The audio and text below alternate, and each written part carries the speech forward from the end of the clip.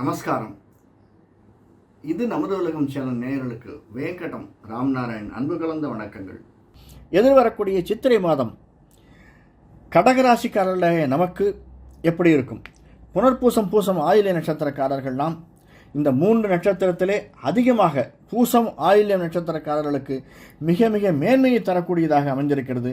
புனர்பூச நட்சத்திரக்காரர்களுக்கு ஒரு ஜாக்பாட் அடிக்கலாம் என்று சொன்னால் கூட நிச்சயம் நம்ப மாட்டார்கள். அதற்கான சாத்தியக்கூறுகள் அதிகமாக இருக்குது. ஜாக்பாட்னா நம்மளுக்கு கையில் வராது சார். அதாவது இப்போ ப்ரமோஷன் வேணும்னு கேட்டோம்னா ப்ரமோஷன் கிடைக்கும். முன்னாடியே கேட்டு வச்சுருப்போம் 6 மாதத்துக்கு முன்னாடி, அது இப்போ வரும். அல்லது ஒரு டிரான்ஸ்ஃபர் வேணும்னா அது இப்போ வரும். அந்த மாதிரி கண்ணுக்கு தெரியாமல் நாம் முன்னாடியே எடுத்திருக்கக்கூடிய முயற்சிகள் இப்பொழுது பலம் தருவதாக புனர்பூச நட்சத்திரக்காரர்களுக்கு அமைந்திருக்கிறது. பூச ஆயில்ய நட்சத்திரக்காரர்களுக்கு நினைத்ததை கொடுக்கக்கூடியதாக சூரியன் நமக்கு 10, 11, 12, 10ஆம் இடத்தில் உச்சமாக இருப்பதனால் நாம் அனைத்தும் செய்யக்கூடியதாக அந்த சூரியன் வீடும் நம்முடைய 1, 2, 3, 4, 5வது வீடும் ரெண்டுமே செவ்வாயினுடைய வீடு. செவ்வாய் சனியோடு அமர்ந்திருக்கிறார். நம்முடைய 2ஆம் வீட்டை பார்க்கிறார். அதனால் நிலம், வீடு, வாகனம், ஒரு பிஸ்னஸ் ஆரம்பிக்கணும், பிஸ்னஸ் எக்ஸ்பேண்ட் பண்ணணும், இந்த மாதிரி எண்ணங்கள் இருந்தால் அது நிச்சயமாக செய்யலாம். அரசியல்வாதிகளுக்கும் ஆன்மீகவாதிகளுக்கும் மிக மிக ஏற்றத்தை தரக்கூடியதாக இந்த மாதம் அமைந்திருக்கிறது. அது மட்டுமல்ல, குரு 15 நாளில் மேஷத்திலிருந்து ரிஷபத்துக்கு வருகிறார். 10லிருந்து 11 லாபஸ்தானத்துக்கு வருகிறார்.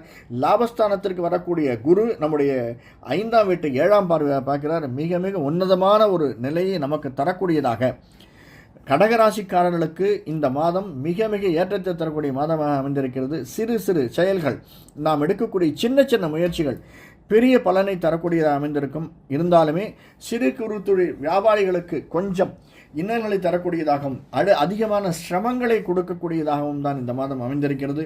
முதல்ல கொஞ்சம் நல்லா இருக்கும், அதற்கப்புறம் கொஞ்சம் தொய்வு இருக்கும், திரும்பி நல்லா இருக்கும். இப்படி ஏற்றத்தையும் மாற்றத்தையும் கொடுக்கக்கூடியதாக கடகராசிக்காரர்கள் நமக்கு இந்த சித்திரை மாதம் அமைந்திருக்கிறது.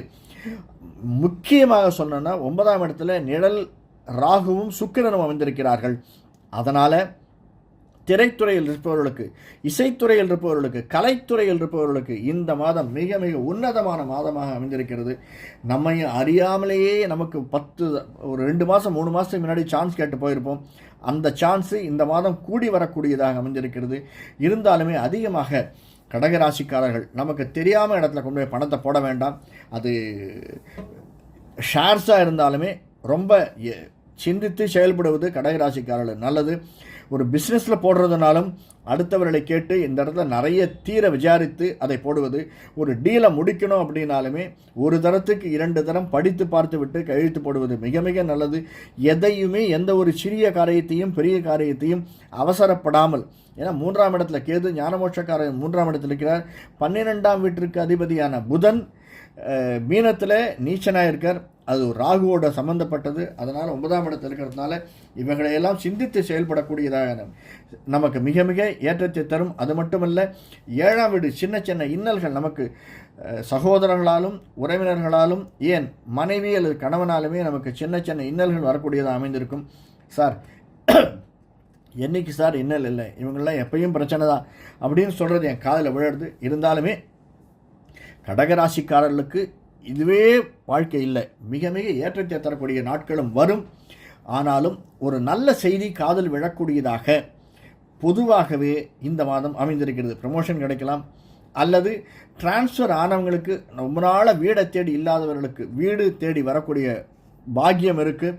வெளிநாட்டில் இருப்பவர்களுக்கு தன்னுடைய தாய் தந்தையோடு இருப்பதற்கும் அல்லது இங்கே இருப்பவர்கள் தன்னுடைய மகனோடு சென்று இருப்பதற்கும் சாத்தியக்கூறுகள் அதிகமாக இருக்குது. பிரிந்திருந்த நண்பர்கள் சேர்வதற்கான சாத்தியக்கூறுகள் அதிகமாக இருக்குது.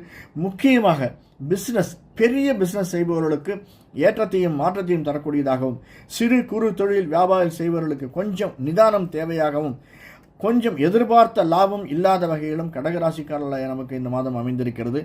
இடுப்பில் பிரச்சனைகள் வரக்கூடியதாகவும், மூட்டு வலி அதிகமாக இருக்கக்கூடியதாகவும், ஷோல்டர் பெயின் அதிகமாக இருக்கக்கூடியதாகவும் அதையெல்லாம் பார்த்து கொள்ளணும். கொஞ்சம் அதற்கான செலவினங்கள் அதிகமாக இருக்கும். அந்த வழியில் நாம் சிந்தித்து செயல்பட்டமையால் இந்த மாதம் எதிர்வரக்கூடிய சித்திரை மாதம் மிக மிக அருமையான மாதமாக அமைந்திருக்கிறது. சனியும் செவ்வாயும் ஒரே காலில் புரட்டாதி நட்சத்திரத்தில் இருக்காங்க. அதே மாதிரி புதனும் ராகுவும் ஒரே கால் ரேவதியினுடைய கால் இருக்கிறார்கள். இதையெல்லாம் கணக்கில் வைத்துக்கொண்டு பாதி நாள் குரு மேஷத்திலையும் பாதி நாள் ரிஷபத்திலையும் இருக்கிறதுனால ஏற்றத்தையும் அதிகமான மாற்றத்தையும் இப்படி ஒரு ஆசிலேஷன்லேயே தான் இந்த மாதம் ஓடின்னு இருக்கும். அதனால் கவலைப்படாதீங்க. நிச்சயமாக நாம் வணங்கக்கூடிய தெய்வமும் நமக்கு இஷ்ட தெய்வமாக வழங்கக்கூடியதும் நாம் எடுக்கக்கூடிய முயற்சிகளும் நமக்கு பலன் தரும். நன்றி, வணக்கம். நன்றி. இந்த காணொளி பிடிச்சிருந்தேன்னா லைக் பண்ணுங்கள், சப்ஸ்கிரைப் பண்ணலாம் சப்ஸ்கிரைப் பண்ணுங்கள், ஷேர் பண்ணுங்கள். வணக்கம்.